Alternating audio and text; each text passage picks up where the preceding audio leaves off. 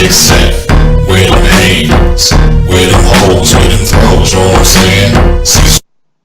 I actually used to agree with this red flag, and that's the idea that it's BS if a martial arts instructor tells you that their style is too deadly for practice.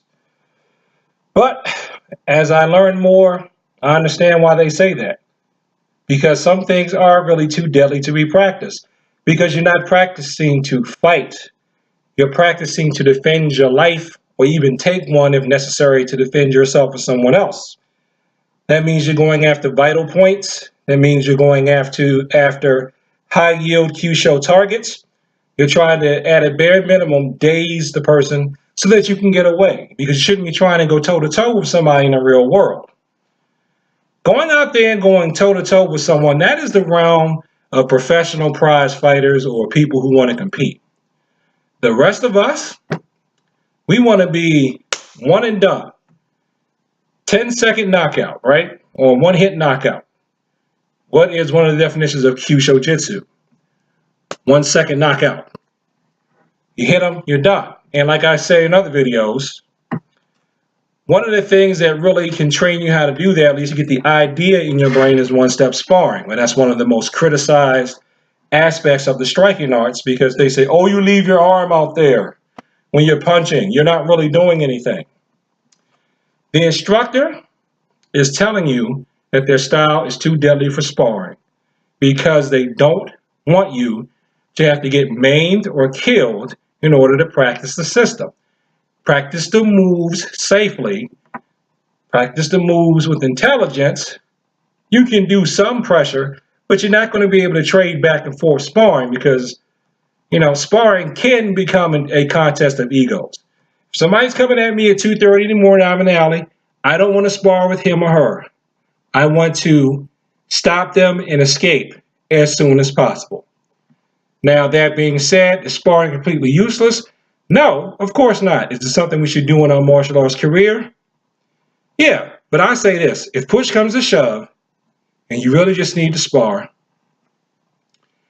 you keep your teacher who's teaching you stuff that's too deadly to spar with.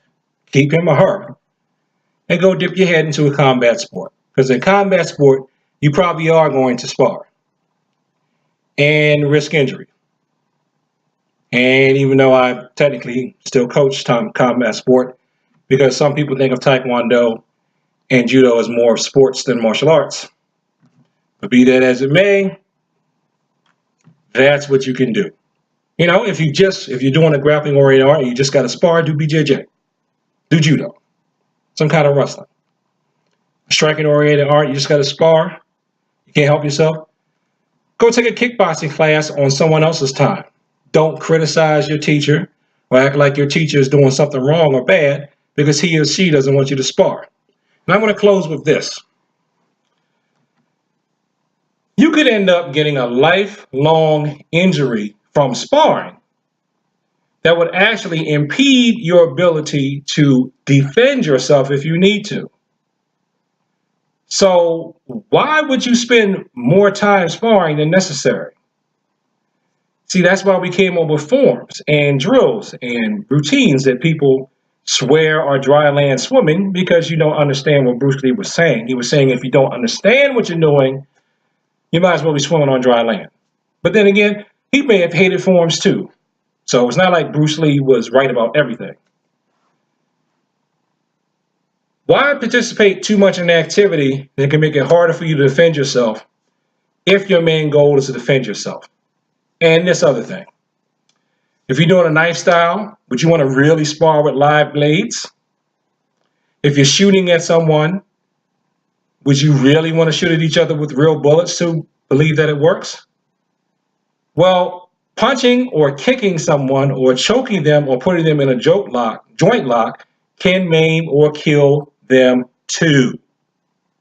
So that's probably why your instructor says some things are either too deadly for sparring. His whole approach or system may be too deadly for sparring, or she may feel that certain techniques are too deadly to be used in sparring. That's not a red flag. That's a sign of somebody who cares about your safety. And so I can put this in my other series. If you think that makes me a bad teacher because I say some things we shouldn't do in sparring, I'm not the instructor for you. So thanks for watching this video. Like, comment, subscribe, and share with people who like to talk about the martial arts. And peace.